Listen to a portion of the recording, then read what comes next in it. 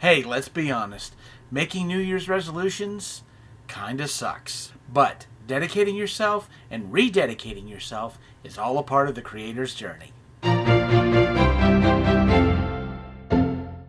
Welcome back to the creator's journey. And if you're new to this channel, these videos are all about giving you practical advice and tips on how to develop your creativity in your art and in your life. So, if you're ready to take the next step on your creator's journey, then subscribe to this channel. And if you hit the bell icon, you'll be notified when I put out new video content.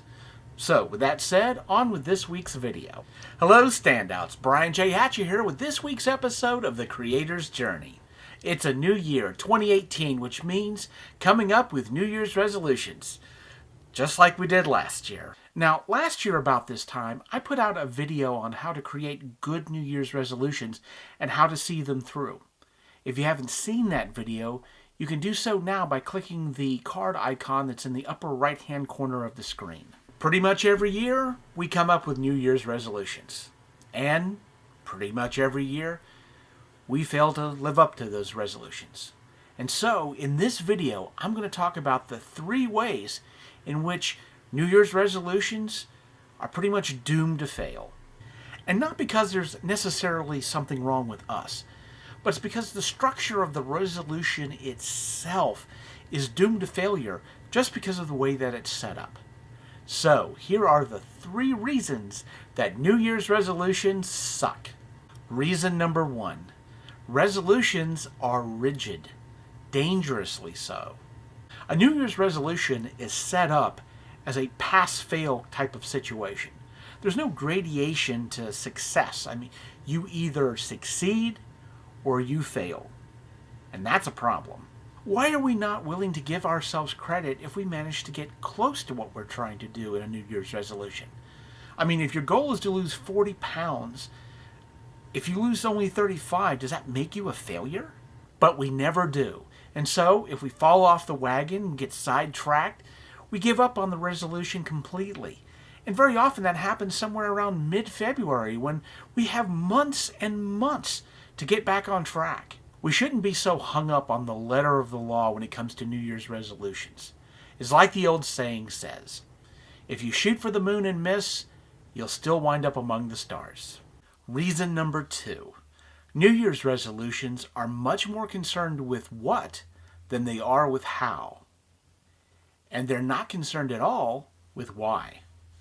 It is so easy to come up with the what of a New Year's resolution. I want to improve my relationship. I want to go to the gym more often. I want to finish that novel. But we very seldom come up with how. I mean, how are we going to do those things? It's very much like jumping out of an airplane with the hopes that we'll figure out how we're not going to go splot somewhere on the way down. But it's more than just that. Behind all of this is a why. Why do you want to do something? And very often we just don't think about that why. As Simon Sinek wisely put it, very often we make the mistake of coming up with the what first and then struggling to come up with a how and ignoring the why, when what we should be doing is come up with the why first and allow the why to develop the how. And once we have the how, then we have a what that is focused and something that we can actually accomplish. I'm a huge fan of Simon Sinek, and if you'd like to learn more on what he teaches about developing and fulfilling your goals, then you should pick up a copy of his book, Starting with Why. Links in the description down below. Reason number 3. Using the course of a single year to develop and achieve a goal is arbitrary and not very useful. Look, I understand this idea of, since the year is changing, of taking that point and using it as motivation to change yourself. It's very powerful. This idea of new year, new me, yeah, I get it. But, as you know, one size fits all doesn't fit a whole lot of people. And coming up with a goal that you work on and try to succeed through the course of a year isn't really a good idea. Everyone says dream big. But honestly, does a year sound like enough room for a big dream? Rome wasn't built in a day, but it wasn't built in a year either. And neither was Google or Amazon or Facebook. If your dreams fit within a year, you need to go out and get yourself bigger dreams. Maybe instead of thinking about your 1-year plan, you should be thinking more about your 5-year plan. But you know, this goes the other way as well. Why settle for a New Year's resolution when you can do 12 new month's resolutions, where you come up with ideas on how to, in that month, advance yourself toward the goals that you have? And why stop there? Why not new week's resolutions, where you come up with a plan for during the week? In fact, I know a lot of successful people have new days resolutions, where every day they come up with 1 or 2 action items unique to that day to help push themselves forward. So the takeaway is that a year is probably the price is wrong. Dream bigger, come up with that 5-year plan, and then break it up into smaller and smaller portions so that you can actually accomplish those big dreams. So, those were 3 reasons why New Year's resolutions suck.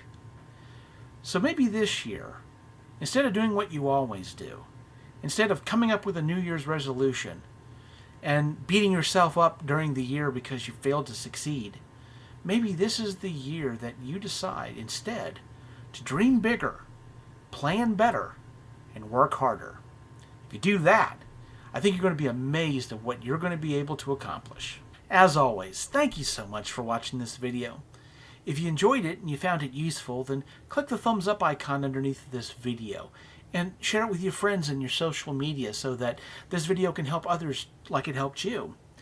And if you didn't find this video useful or helpful or enjoyable, then feel free to click the thumbs down icon underneath of this video. And in the comment section below, let me know what I can do to make these videos more useful to you. Also, if you're new to this channel and you want to see more, then you can subscribe by clicking the round icon of my face, which is in the upper right hand corner of the screen.